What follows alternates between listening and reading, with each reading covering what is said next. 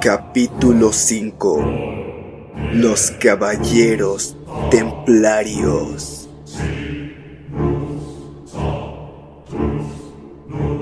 Tal vez la teoría más popular y persistente respecto a los orígenes de la masonería es que tiene raíces en las cruzadas de la Edad Media y empezó con la orden militar de monjes guerreros, conocida como los Caballeros Templarios. Esta idea se presentó ya desde 1737 en una conferencia en París de Andrew Michael Ramsey. La oración Ramsey, como muchos masones la llamaron, demostró ser muy controvertida y dividió la opinión en cuanto a su credibilidad.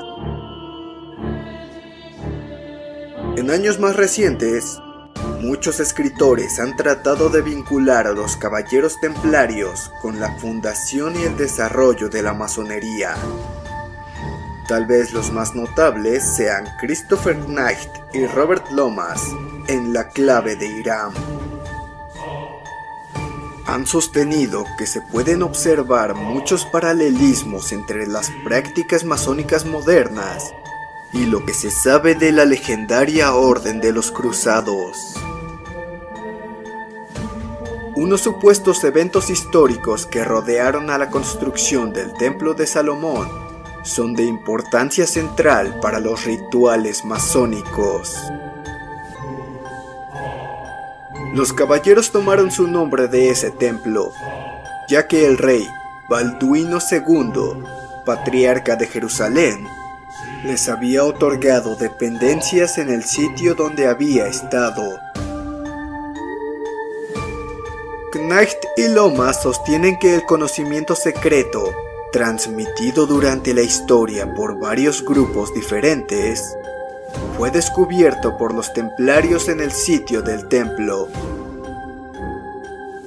También hacen hincapié en la práctica de los clérigos templarios de usar guantes blancos mientras consagraban el pan y el vino de la Eucaristía, y el hecho de que los masones modernos también usan guantes blancos en las reuniones de la logia. También hace notar que los templarios usaban pantalones de piel de oveja bajo su ropa como símbolo de castidad e inocencia. Encuentran paralelismos entre estas prendas de vestir y los delantales de cordero blanco que usan los masones y que se dice simbolizan inocencia y amistad. También observan que el estandarte de batalla de los Caballeros Templarios, conocido como The Sun, se podía vincular con el simbolismo masónico en la era moderna. El estandarte de batalla se dividía en dos bloques verticales, uno en negro y el otro en blanco. Para los templarios, la sección negra de su estandarte simbolizaba el mundo profano de pecado al que habían rechazado, con el fin de comprometerse con la orden templaria, representada por la sección blanca del estandarte. En el ritual masónico moderno, se dice que los candidatos se mueven de un estado de oscuridad hacia la luz de la iniciación y a la hermandad. Las logias modernas tienen un piso estampado hecho de cuadros negros y blancos, y se espera que los masones asistan a las reuniones usando trajes y corbatas negros con camisas blancas. Si no lo hacen así, se piensa que están vestidos en forma inapropiada y se les impide entrar.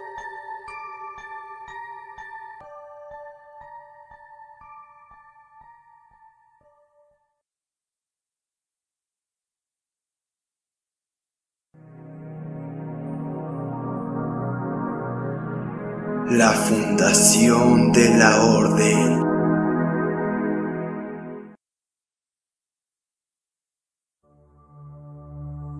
La orden militar de los Caballeros Templarios se fundó alrededor de 1119 en la ciudad santa de Jerusalén. En un principio se les conoció como la Orden de los Caballeros Pobres del Templo de Salomón, título que por lo general se abreviaba a Caballeros Templarios. Su propósito declarado era proteger a los peregrinos que viajaban por el camino a Jerusalén después del éxito cristiano de la Primera Cruzada. Sus fundadores fueron los caballeros franceses Hugo de Payns, de Champaña, y Godofredo de Saint-Omer, de Picardía, que habían combatido en la Primera Cruzada. Aunque los cristianos habían tomado las ciudades importantes de Tierra Santa, los caminos eran peligrosos para el creciente número de peregrinos que viajaban, y los grupos eran atacados con regularidad en ruta a los sitios sagrados. En una ocasión, durante la Pascua de 1119, una tribu sarracena emboscó a un grupo de 700 peregrinos, y se las arreglaron para matar a 300 de ellos y capturar otros 60 para venderlos como esclavos.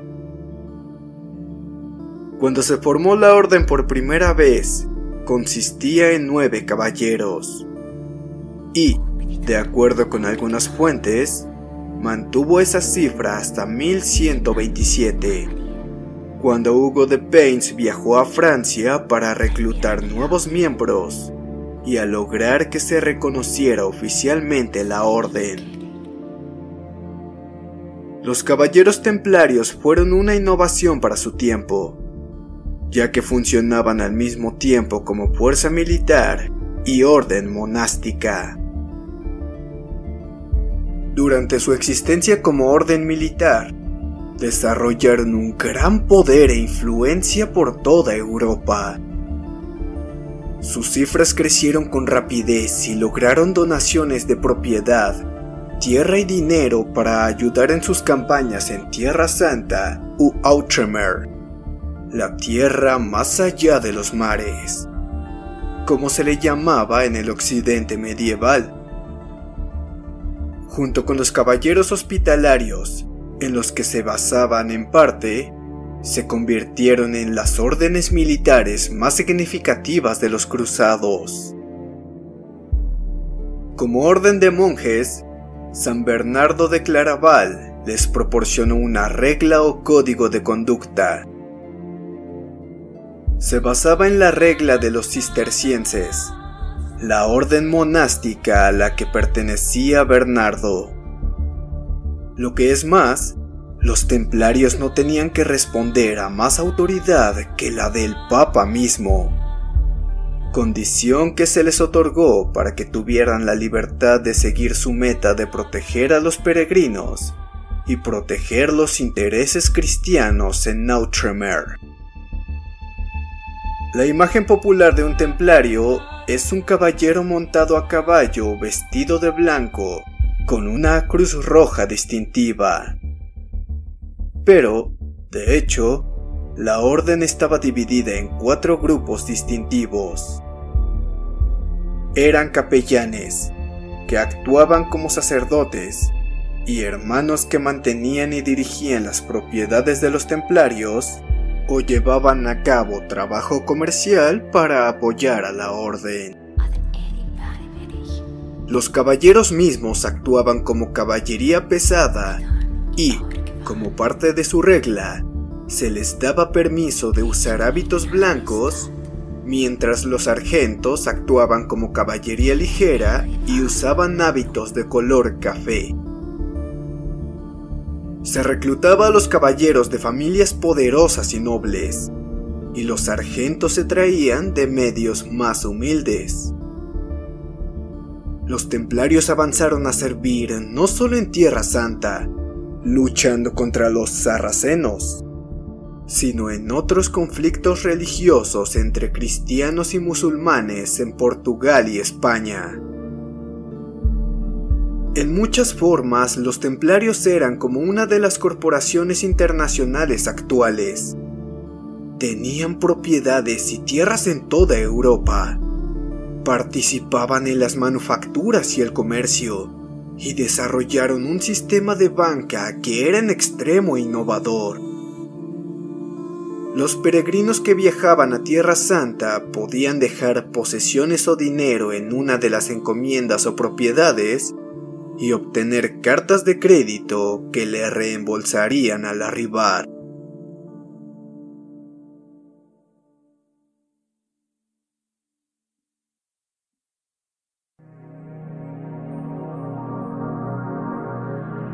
Acusaciones de herejía.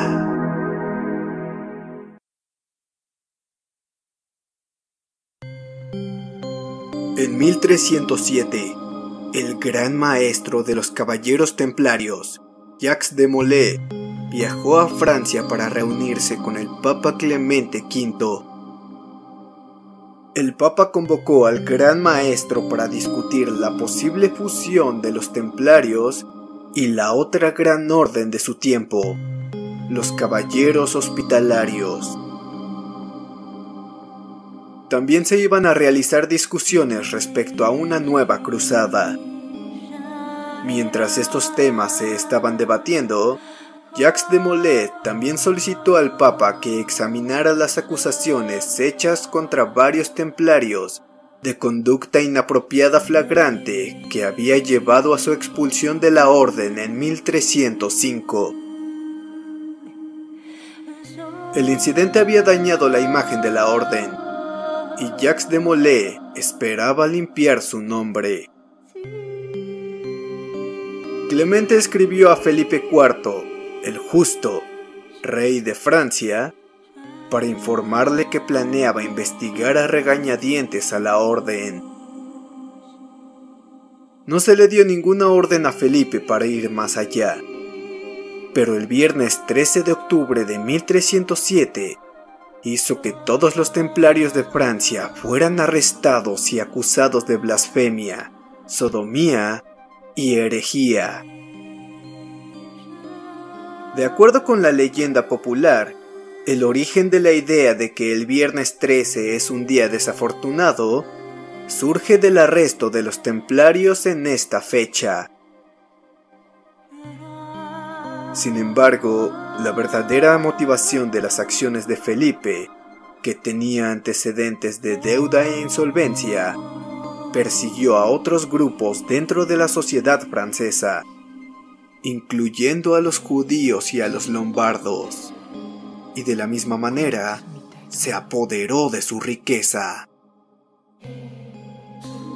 Cuando en 1301 el Papa Bonifacio VIII publicó una bula papal, Unam Sanctum, que tenía la meta de reafirmar la autoridad de Roma sobre todas las otras autoridades, y se había preparado para excomulgar al rey francés por infringir esa autoridad, Felipe había contestado haciendo que se le arrestara con acusaciones de asesinato, herejía y sodomía. Solo la intervención del pueblo de Agnani, donde se mantenía cautivo al Papa, salvó a Bonifacio, obligando a la fuerza francesa enviada por Felipe a abandonar la ciudad y permitir que el Papa escapara a Roma. Sin embargo, la conmoción de la experiencia parece haberlo conducido directo a su muerte solo 4 semanas después. El rey francés tuvo que poner considerable presión en el nuevo Papa, Clemente, para condenar a la orden. Pero, al menos al principio, Clemente estaba renuente a hacerlo, y de hecho, castigó a Felipe por sus acciones. De inmediato le mandó una carta llena de enojo declarando que tú, nuestro querido hijo, en nuestra ausencia has violado toda regla y te has apoderado de las personas y propiedades de los templarios. Los has enviado a prisión Y lo que nos apena más, no los has tratado con la debida indulgencia. Tu acto apresurado es visto por todos, y con razón, como un acto de desprecio hacia nosotros y hacia la Iglesia romana. Ahora surgió de inmediato que el rey estaba decidido a continuar con su acción contra los templarios, y logró acosar e intimidar a Clemente para que lo apoyara. Con torturas despiadadas se extrajeron confesiones de culpabilidad de los templarios en Francia, incluyendo al gran maestro Jacques de Molay, al que había arrestado cerca de París el esbirro particularmente cruel de Felipe, Guillermo de Nogaret. Los inquisidores afirmaron que la orden veneraba al diablo, y que a cada nuevo recluta se le informaba al unirse a los templarios que Jesucristo era un profeta falso. Su crucifixión no había sido la salvación del mundo, sino que solo era un hombre al que castigaron de esta forma por sus pecados. Los templarios admitieron pisotear la cruz durante su ritual de admisión a la orden, y también de llevar a cabo besos obscenos entre ellos durante la ceremonia. Se prestó especial atención a la confesión de que los templarios habían venerado a un ídolo falso llamado Baphomet. La forma que Baphomet adoptaba variaba de confesión en confesión. A veces aparecía como un gato, pero era más común decir que era una cabeza de algún tipo. Como símbolo de su veneración al ídolo, se decía que los templarios usaban cordones alrededor de sus cinturas que habían rozado o tocado a Baphomet. Como señal de su rechazo a Jesucristo como Hijo de Dios, los fiscales afirmaron que los sacerdotes de los templarios no decían las palabras de consagración mientras llevaban a cabo la misa. Otras confesiones extraídas bajo tortura jugaban con los prejuicios que se tenían contra la orden, que eran codiciosos y materialistas, y que su meta era reunir gran riqueza para ellos. Los templarios, a los que a menudo se culpaba por la pérdida de Tierra Santa, incluso fueron acusados de estar aliados con las fuerzas musulmanas.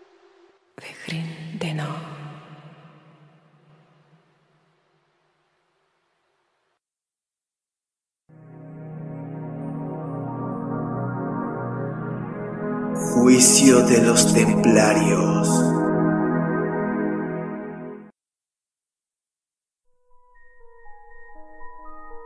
Las acusaciones hechas contra la orden habían causado consternación fuera de Francia. Pero, al enfrentar lo que parecía ser las admisiones generales de culpabilidad de la mayoría de los templarios interrogados, incluyendo a Jacques de Molay, el Papa Clemente ordenó los arrestos generales de sus miembros y de confiscar sus propiedades. Se piensa que el Papa estaba tratando de recuperar algún control sobre el resultado de la situación. Alentado por la participación de Clemente, Jacques de Molay, cuando se reunió con 3 cardenales a los que el Papa había enviado a interrogarlo, se retractó de la confesión que había dado. Se dice que les contó que su confesión solo se llevó a cabo mientras estaba siendo torturado. Siguiendo la retractación del Gran Maestro, otros de la orden siguieron su ejemplo. Sin embargo, los que siguieron este ejemplo con la esperanza de que el Papa los tratara con justicia y clemencia, también se estaban poniendo en una posición muy peligrosa. De acuerdo con las reglas de la Inquisición, todos los herejes que reincidían, que era en lo que los templarios se habían convertido técnicamente, debían ponerse bajo la jurisdicción de la ley laica y se les debía sentenciar a la hoguera. Cuando el Papa se negó a condenar a los templarios, el rey francés amenazó con presentar las mismas acusaciones que había lanzado contra la orden contra él. Pero el Papa Clemente al principio se mantuvo firme en el tema. En junio de 1308, Clemente viajó a Poitiers para escuchar las confesiones de 72 templarios enviadas por Felipe, y, bajo presión, el Papa acordó iniciar más investigaciones respecto a la orden. Las complicaciones legales en el caso de los templarios significaban que la rápida acción que Felipe quería contra ellos quedaba frustrada.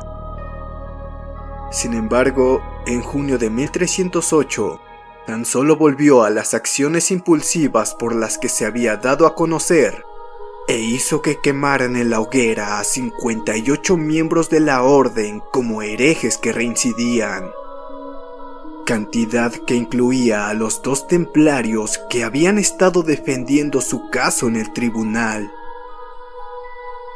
Por último, en 1311, Clemente lanzó una bula papal que disolvía la orden y declaraba que la propiedad de los templarios se debía entregar a los hospitalarios.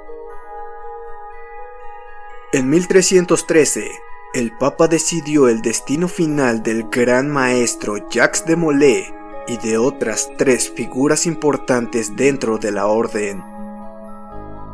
Se les declaró herejes fuera de la Catedral de Notre Dame en París y se les sentenció a pasar el resto de su vida en la cárcel. En este momento, Jacques de Molay, que en ese momento tenía 70 años de edad y que había sufrido años de encarcelamiento, declaró que los templarios eran inocentes de las acusaciones hechas en su contra, y lo apoyó el preceptor de Normandía, Godofredo de Charny, que también se retractó de su confesión.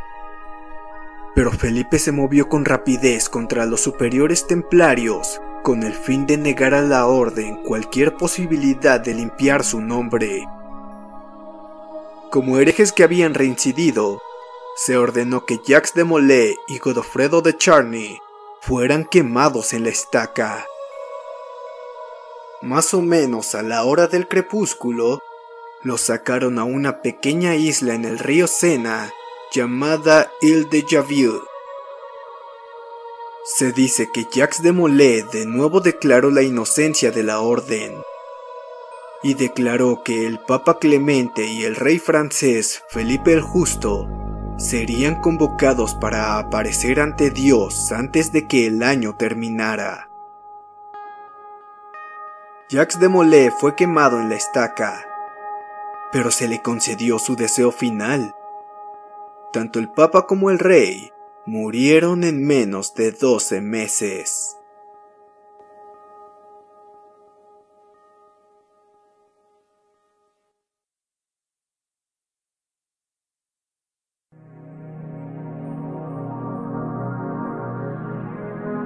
La capilla de Rosslyn.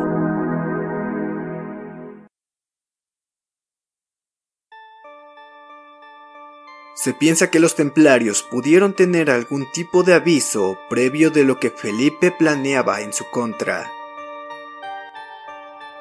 Nunca se encontró el legendario tesoro que se decía que poseían los templarios, y se ha afirmado que importantes reliquias y documentos fueron sacados clandestinamente de la encomienda de París antes de los arrestos del 13 de octubre de 1307.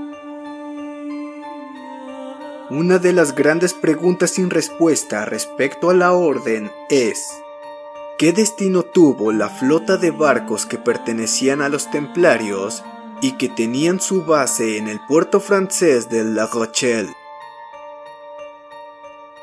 Se ha sugerido que el tesoro templario, cualquiera que fuera, fue llevado a La Rochelle desde donde un número no registrado de barcos dejó Francia. Se sabe que la flota desapareció en forma misteriosa, pero se desconoce el destino final de los barcos.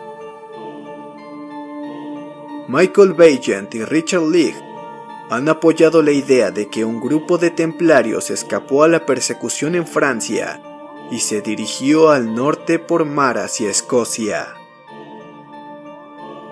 Especulan que en Escocia los templarios encontraron un aliado en Roberto Bruce, que también había sido excomulgado por el Papa, y que fueron a ayudarlo en su victoria de la batalla de Bannockburn.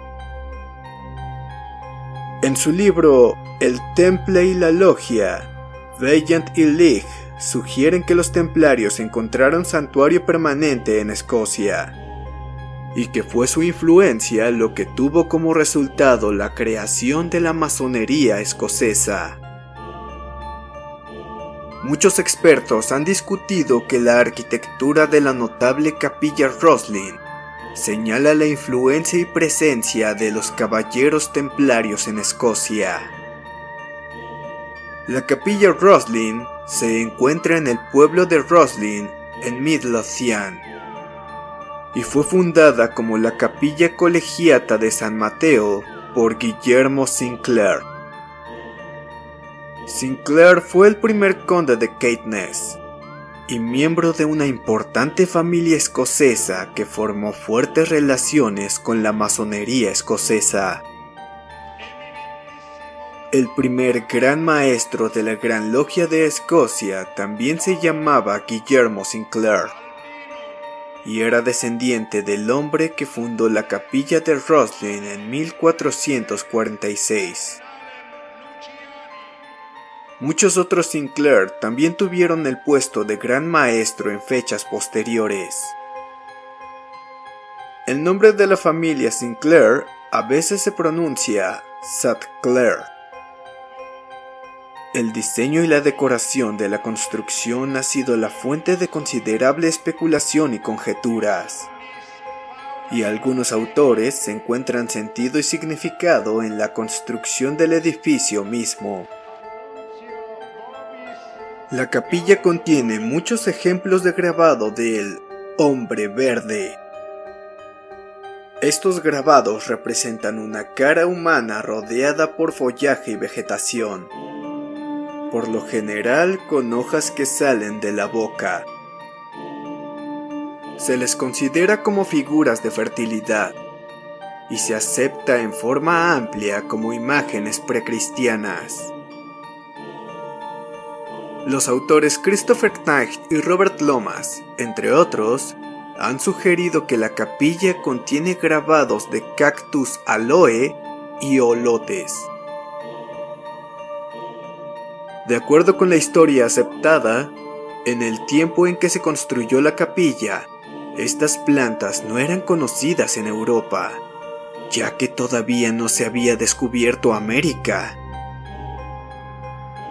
Se ha sugerido que esto proporciona evidencia de que los miembros de la familia Sinclair, relacionados con los caballeros templarios, habían viajado a América y traído de vuelta este conocimiento antes de Cristóbal Colón. En forma más prosaica, los grabados en cuestión también se han interpretado como ilustraciones de lirios o trigo. Basados en las excavaciones arqueológicas que se llevaron a cabo en el siglo XIX, algunos eruditos han pensado que la capilla Roslin originalmente se planeó como un edificio mucho más grande.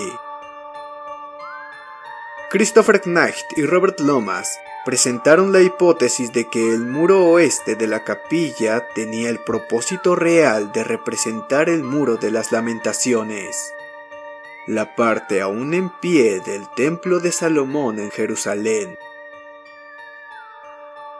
El interés se ha centrado en tres pilares dentro de la capilla, a los que se conoce como el pilar maestro, el pilar oficial y el pilar del aprendiz. Se encuentran en el extremo este de la capilla y son el tema de una leyenda local.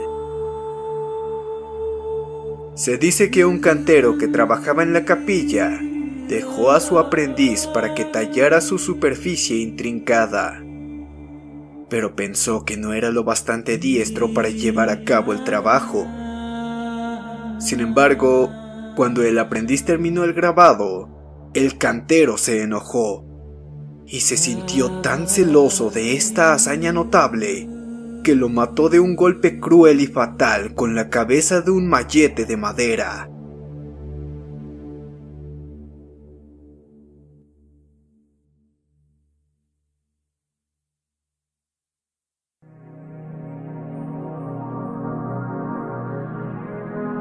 Priorato de Sion.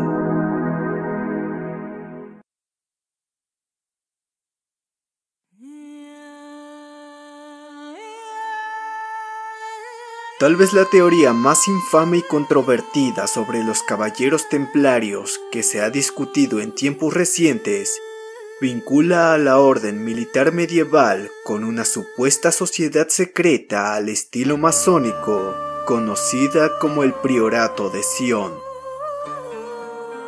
Como es obvio, esta hipótesis tan polémica era la base del bestseller La Sangre Santa y el Santo Grial de Michael Vaillant, Richard Leigh y Henry Lincoln, y que condujo a su vez al Código da Vinci de Dan Brown. Ambos libros sostienen que el cometido del supuesto Priorato de Sion era guardar y proteger un antiguo secreto respecto a la naturaleza real del mítico Santo Grial. Sostienen que una orden secreta, a la que se hace referencia regularmente como Prieuré de Sion o Priorato de Sion, creó a los caballeros templarios como su brazo administrativo y militar para proteger un secreto que antes se desconocía, de que la línea sanguínea de Jesucristo había sobrevivido durante toda la historia. También se afirmaba que este secreto era conocido por muchas figuras prominentes que servían como gran maestro o natonnier de la orden. Natonnier es una palabra en francés antiguo que se traduce como navegante o timonel. Algunos de los individuos que se afirma han sido grandes maestros de la orden son figuras famosas de la vida real, como el artista Leonardo da Vinci, el científico y matemático Sir Isaac Newton, el célebre autor Victor Hugo, el compositor clásico Claude Debussy y el poeta y artista Jean Cocteau. A menudo se afirma que los caballeros templarios, cuya meta declarada era proteger a los peregrinos que viajaban a Tierra Santa, en realidad participaban en llevar a cabo excavaciones de algún tipo bajo el monte del templo en Jerusalén. Los templarios construyeron en esa zona, y parece haber alguna evidencia de que llevaron a cabo excavaciones bajo la plataforma del monte del templo, donde leyendas afirmaban que se habían depositado numerosas reliquias sagradas. Cuando los ingenieros reales realizaban trabajos de agrimensura bajo el monte del templo en 1894, se descubrieron gran cantidad de reliquias templarias. Se dice que la orden había estado excavando en el área conocida como los establos de Salomón, y se ha conjeturado bastante sobre lo que buscaban y qué encontraron, si hallaron algo. Los autores Christopher Knight y Robert Lomas, entre otros, creen que los templarios pudieron encontrar una colección oculta de escritos gnósticos cristianos primitivos, conservados como pergaminos o tablillas, y que ésta influyó en sus creencias y los condujo a las acusaciones de herejía que se hicieron en su contra. Otras versiones sobre el supuesto descubrimiento templario han incluido el Arca de la Alianza o el Santo Grial, cuya naturaleza exacta, como hemos visto, ha sido causa de grandes especulaciones. Sin embargo, ahora se acepta que el priorato de Sion fue un engaño y que tenía una historia extraña. El priorato era una asociación que fue fundada en 1956 por Pierre Plantard, Jean de Laval, André Bonhomme y Armand de Fago. Plantard era el centro del priorato de Sion, que se puede visualizar de diversas formas como una broma surrealista, un timo o una traición a la confianza. Plantard en especial creía que era un pretendiente serio al trono de Francia, y utilizó al grupo en un intento de hacer realidad sus ambiciones. Con el fin de probar que el priorato de Sion se había originado durante el periodo medieval, Plantard produjo una serie de documentos falsos que se pusieron en la Bibliothèque Nationale en París. También creó una historia, que en 1891, un sacerdote llamado el padre Berenguer Saunier de Rennes-le-Château, en el sur de Francia, había descubierto estos documentos en su iglesia. Entonces, Plantard promovió esta historia, que parecía validar la autenticidad del priorato de Sion, al trabajar con un autor francés llamado Gérard de Sèvres. El libro fue publicado en 1967 y se llamó Le Trésor maudit de Rennes-le-Château, el tesoro maldito de Rennes-le-Château. El libro presentaba los documentos falsos de Plantard y afirmaba que el sacerdote se había vuelto rico después de hacer algún tipo de descubrimiento misterioso. Cuando la policía revisó la casa de Plantard en 1993, encontró una colección de papeles falsos que había producido en un intento por validar sus reclamos de realeza. Más tarde admitió que el priorato de Sion había sido un timo completo, y que había inventado todo principalmente para hacer realidad sus sueños y fantasías.